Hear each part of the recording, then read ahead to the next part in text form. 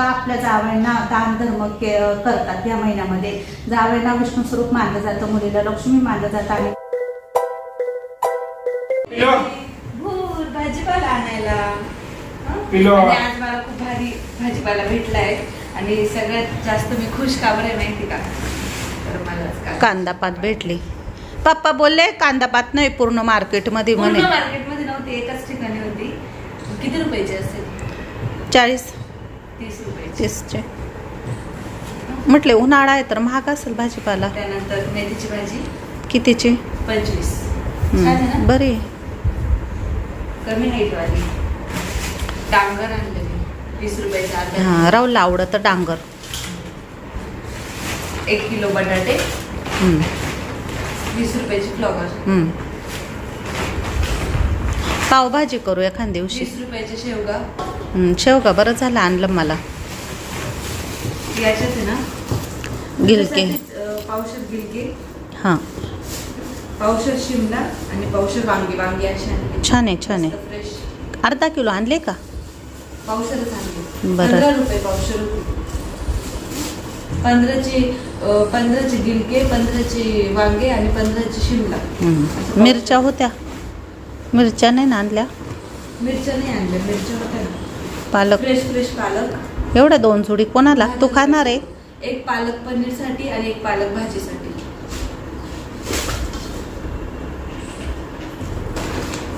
त्यानंतर कोथिंबीर होती ना कोथिंबीर. ती मसाल्यांसाठी होती ना.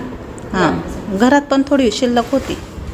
आणि सगळ्यात लास्ट गवार. गवार. पप्पांच्या आवडीच्या असेल 40 रुपयाच्या अर्धा किलो. 30 रुपयाच्या अर्धा किलो. 30च्या चांगल्या भेटल्या मग. कसा भेटला भाजीपाला? एक नंबर. हिरवागार मस्त. आणि आज मी सगळ्या भाज्या आणलंय. पालक, मेथी, टोमॅटो होते, मिरच्या होत्या. टोमॅटो, मिरच्या होत्या, त्याच्यामुळे त्या 2 वस्तू नाही घेतल्या. कोबी पण होता घरात. मग फक्त फ्लॉवर नाही तो कोबी आता टाकून देवले. पावभाजी वगैरे करू.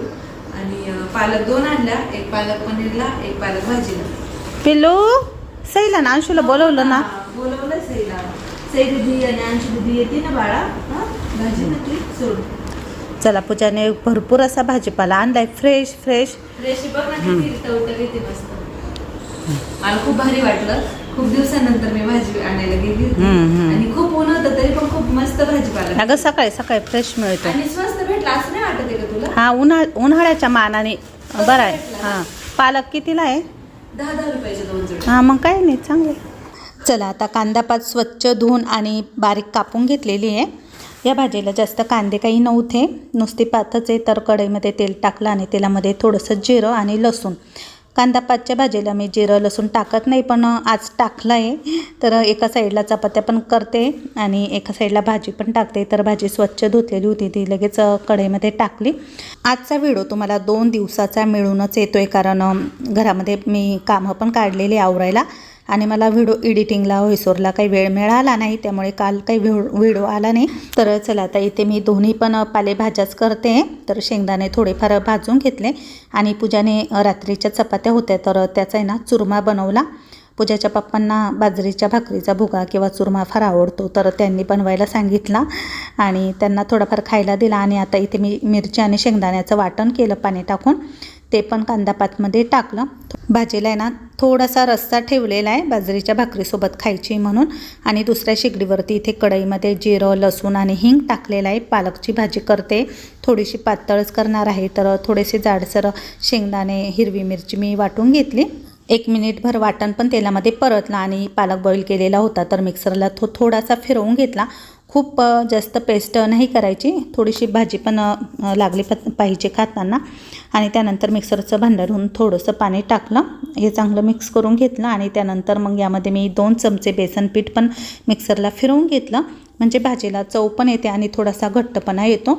या भाजीमध्ये आपण अळूची पानं पण टाकू शकतो, शेंगदाणे, खोबऱ्याचे काप, चना डाळ शिट्टी करून घ्यायची कुकरला आणि ते पण टाकायचे, खूप छान लागतात. पण आता मी सिंपल पालकची भाजी बनवलेली आहे अशी पातळ, तर अशी पण खूप मस्त लागते भाकरीसोबत किंवा चपातीसोबत. आता दुसऱ्या शेगडीवरती कांदा पात पण झालेली होती. दोन्ही भाज्या आज मी तुम्हाला दाखवल्या, नक्की करून बघा. स्वयंपाक सर्व काही झाला होता आणि त्यानंतर मग आम्ही सर्वजण जेवायला बसलो. दुपारची वेळ झाली होती. धन्विकसोबत खेळायला रोज अंशू, सई आणि सईची मावशी आलेल्या आहे. सर्वजण येतात धन्विकला खेळवण्यासाठी दुपारी, किंवा मग धन्विक तिकडे जातो माझ्या मोठ्या बहिणीच्या घरी. पण त्या इकडे आलेल्या होत्या ना, घर पण मोकळं होतं म्हणून त्या छान मस्त धन्विकसोबत आहे ना बॉल खेळत होत्या आणि तो पण त्यांच्यासोबत खूप छान रमतो. त्याला लहान लहान मुलं बघितली की लगेच आवडतं आणि त्यांच्यासोबत तो पण खेळतो आणि मजा मस्ती करतो. आणि काल मी त्याचा शॉर्ट व्हिडिओ टाकलेला होता पाण्यामध्ये खेळताना, तर खूप साऱ्या ताईंना तो व्हिडिओ खूप आवडला. तर हा स्विमिंग पूल पूजाने ऑनलाईन मागवला होता. तर त्यामध्ये पाणी भरून बॉल टाकलेले आणि बघा किती पाणी उडवतोय तो, खूप मस्ती करतोय. तर एका साईडला मी मसाला आहे ना करत होते, तर थोडासा कुटण्याचा आवाज आलेला आहे त्या व्हिडिओमध्ये. तर इथे मी आज आहे ना कांदा लसूण मसाला बनवते. तर मालवणी मसाला पण बनवलेला होता मी आधी, आणि नंतर मग कांदा लसूणसाठी आलं, कोथिंबीर, कांदा लसूण सर्व लागतं. तर आलं पण स्वच्छ धुवून काप करून घेतले त्याचे, आणि ते पण थोडंसं तेलामध्ये फ्राय करून घेते. आणि इथे मग मिरच्या खोडून घेतलेल्या होत्या, तर त्या मिरच्या पण तेलामध्ये थोड्याशा हलक्याशा भाजून घेते. सर्व काही खडे मसाले पण भाजून झालेले होते. तर मसाले आता बनवायचं काम चालूच आहे आमचं. 12ही महिने आपल्याकडे फ्रेश मसाला मिळतो. कांदा लसूण, मालवणी मसाला, काळा मसाला, गोडा मसाला, लाल तिखट, हळद पावडर. जर तुम्हाला अजूनही कोणाला मसाला घ्यायचा असेल तर स्क्रीनवरच्या व्हॉट्सअप नंबरवर मेसेज करा, तुम्हाला लिस्ट येईल. त्यावरती सर्व काही मसाल्यांचे रेट भाव दिलेले आहे. इथे हा आता कांदा लसूण मसाला कांडप मशीनमधून कुटून आलेला आहे. कांदा लसूण मसाला थोडासा ओलसर असतो, कारण त्यामध्ये कोथिंबीर, आलं, लसूण टाकलेला असतो, कांदा टाकलेला असतो. तर तो थोडासा गाठी असतात ना, ते आम्ही फोडून घेतो, मोकळा करतो. आणि दुसऱ्या घमिल्यामध्ये ना इथे मालवणी मसाला बनवलेला आहे. तर मालवणी मसाल्यामध्ये लाल मिरची आणि सर्व 18 प्रकारचे खडे मसाले असतात. तर हाही मसाला खूप छान लागतो भाजीला.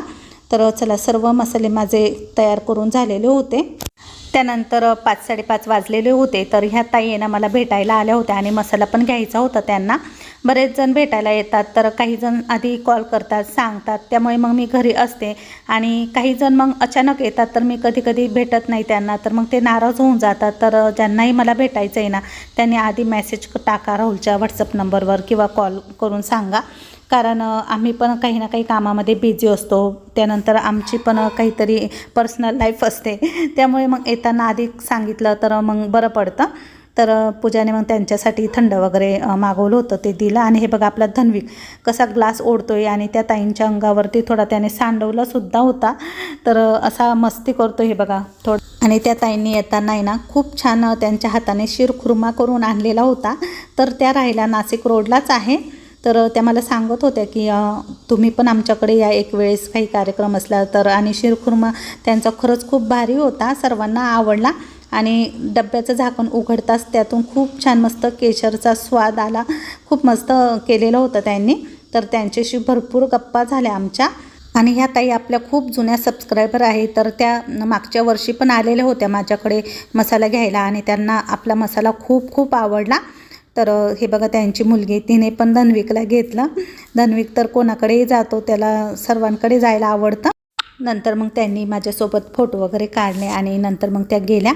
हे बघा मस्त त्यांचा शिरखुर्मा मी कढईमध्ये टाकलेला आहे. थोडासा गरम करते आणि सर्वांना खायला देते.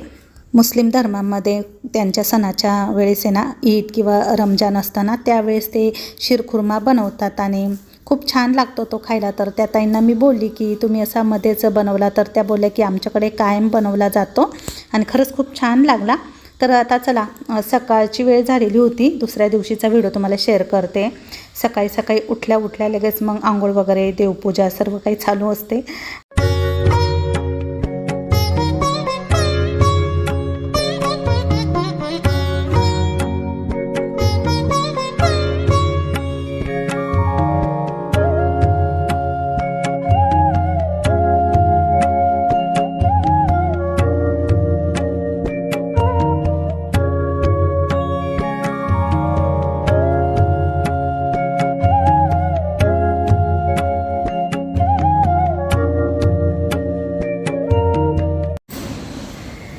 अरे बापले, गुड मॉर्निंग. सकाळी झोप झाली तुझी? झोप झाली म्हणजे बाळाची? उठे तू बाळा, उठली? बघ मामा कसा झोपलाय बघ. मामाला म्हण उठ आता, सकाळ झाली सकाळ. बघितलं ना आपलं बाळ कसं छान मस्त खेळते उठल्या उठल्या. मम्मी आंघोळीला गेली ना, मम्मा आंघोळ करती. तू खेळ ना बाळा, बरं का बाळा, तू खेळशील नाही का? हे बघ मामा बघ, कुठे चालला तू, कुठे चालला तू, कुठे जातो?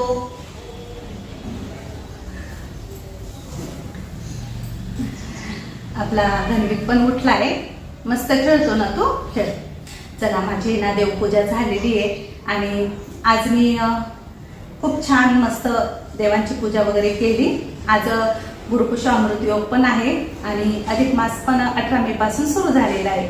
तर वरती आल्यानंतर खरंच खूप छान वाटतं, कारण खाली ना मंदिर वायव्य कोपऱ्यात होतं माझं बाप्पांचं मंदिर आणि देवघर ईशान्य कोपऱ्यात आहे. तर माझे देव सर्व काही ईशान्य कोपऱ्यात ठेवलेले होते. माझी खूप इच्छा होती की एकाच ठिकाणी सर्व काही देव असावे आणि मस्तपैकी त्यांची पूजा करावी, पण ते काही शक्य नव्हतं खाली. पण वर आल्यानंतर मंदिर ईशान्य कोपऱ्यात ठेवलं आणि सर्व देव आता एकाच ठिकाणी आहे, त्यामुळे पूजा करायला खूप छान वाटतं.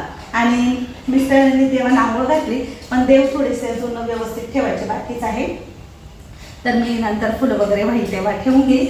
आणि अधिक मासरांब तर आता सुरू झालेलाच आहे. तुम्हाला सर्वांना माहिती की अधिक मासरांबामध्ये आपण पूजा पाठ उपवास तीर्थस्थान देवदर्शन केली पाहिजे आणि बरेच जण देवदर्शनासाठी जातात. आणि हा महिना भगवान श्री विष्णूंना समर्पित आहे, त्यामुळे त्यांची जितकी पूजा पाठ करता येईल तितकी आपण केली पाहिजे.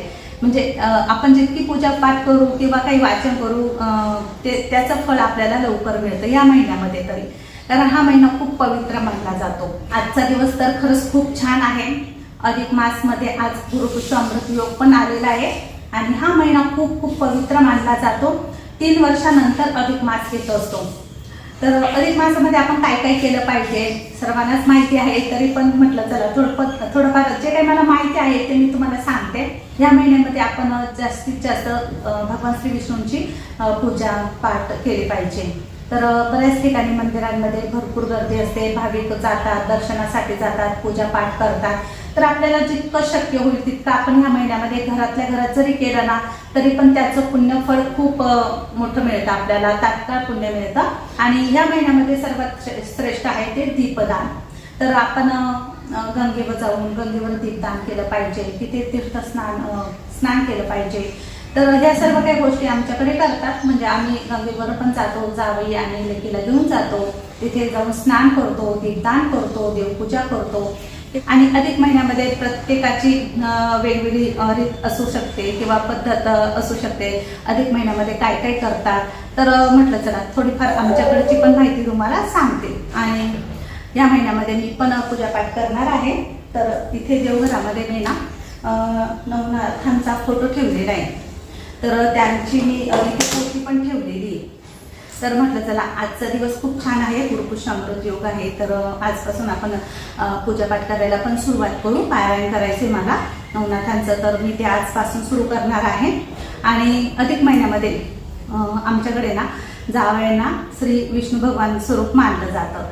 तर आपण ज्यावेळेस मुलीचं कन्यादान करतो त्यावेळेस त्यांचे दोघांचे पण पाय धुतो आणि पाय पडतो. तर पुढच्याच्या लग्नामध्ये ना मी ते सर्व काही तुम्हाला दाखवलेलं आहे आणि खूप साऱ्या त्यांच्या तेव्हा कमेंट आल्या होत्या की हे सर्व काही चुकीचं आहे, मोठ्यांनी लहानांच्या पाया पडणं. पण असं नाही आहे. कन्यादानाच्या वेळेस आपली मुलगी लक्ष्मी असते आपल्यासाठी आणि जावई विष्णू स्वरूप असतात, त्यामुळे त्यांचे पाय धुणं आणि पाया पडणं हे काय आमच्याकडे चुकीचं मानत नाही. तर हे पूर्वीपासूनची जुनी परंपरा आहे, त्यानुसारच आम्ही सर्व काही करत असतो. आणि हा महिना सुद्धा आपल्या जावयांना दान धर्म करतात. या महिन्यामध्ये जावयांना विष्णू स्वरूप मानलं जातं, मुलीला लक्ष्मी मानलं जातं. आणि मग त्यांना घरी बोलावून नवीन कपडे देऊन त्यांना जेवायला बोलावून मग त्यांना दीपदान किंवा अनारसे बत्तासेचं दान दिलं जातं. हे खूप मोठं पुण्य असतं सासू सासऱ्यांसाठी. तर ते दर 3 वर्षांनी जेव्हा अधिक मास येतो ना त्यावेळेस आमच्याकडे करतातच. माझी आई पण आम्हाला सर्वांना बोलवते, कपडे घेते. आणि या महिन्याला आमच्याकडे धोंड्याचा महिना म्हणतात. म्हणजे पुरणाचा स्वयंपाक करतो, पुरणाचे धोंडे बनवायचे, म्हणजे असे छोटे छोटे बॉल बनवतात आणि एकामध्ये मिठाचा खडा किंवा एकामध्ये पैसा वगैरे असं टाकतात. तर ते ताटात ठेवतात, असं काहीतरी आहे. तर ते आता मी तुम्हाला सर्व काही पुढे जेव्हा व्हिडिओ करेल ना तेव्हा तुम्हाला सर्व दाखवेल. आणि योगासाठी अर्चनाताई पण आलेल्या आहे, तर त्यांनाही मला वाण द्यायचे आणि पूजालाही वाण द्यायचे. तर म्हटलं चला आज छानपैकी दिवस आहे, गुरुपुष्यामृत आहे, तर आज काहीतरी नवीन खरेदी करणं चांगलं असतं. आणि आज चांदी सोनं म्हणजे चांदीच्या सोन्याच्या वस्तू घेणं पण चांगलं असतं. आता सोनं तर खूप महाग झालं आहे, पण ह्या महिन्यामध्ये ना सर्वात जास्त म्हणजे जोडवी करतात. जोडवीमध्ये भर टाकतात किंवा मग जुनी जोडवी असतात ना तिच्यामध्ये भर टाकून ती नवीन करतात. आणि चांदीची खरेदी करणं पण चांगलं असतं आजच्या दिवशी. तर म्हटलं चला पूजाचं जोडवं ना एक तुटलेलं आहे, मागच्या आठवड्यामध्ये ना असा तुकडा पडला, तर तिच्या पायात जोडवी नाही, तर म्हटलं चला तिला चांदीची जोडवी पण घेऊ आणि तांब्याची वस्तू काहीतरी द्यावी लागते. तर तांब्याचं काहीतरी ताट वगैरे काहीतरी भांडं वगैरे घेईन मी. तर आज मार्केटमध्ये जायचं आहे, चांगला योग आहे, म्हटलं चला मार्केटमध्ये जाऊन येऊ आणि थोडीफार शॉपिंग पण करून घेऊ. तर तो सर्व काही व्हिडिओ तुम्हाला पुढच्या व्हिडिओमध्ये बघायलाच मिळेल. आणि माझी आता सर्व काही घराची साफसफाई झाली, आंघोळ झाली, पूजाची पण आंघोळ झाली. थोडंफार आता नाश्ता स्वयंपाक वगैरे करून घेऊ आम्ही आणि नंतर मग मार्केटमध्ये जाऊ. आणि दुपारचं ऊन पण भरपूर असतं, तर बघू आता कधी जायचं ते. आणि आज आमच्या खालच्या घराला आहे ना कलर द्यायला पण येणार आहे. कलरवाले सांगितले होते, आम्ही 2-3 दिवस झाले तेव्हाच सांगितले, पण त्यांना वेळ नव्हता, दुसरीकडे कामं चालू होती त्यांची, त्यामुळे ते आज येणार म्हटले.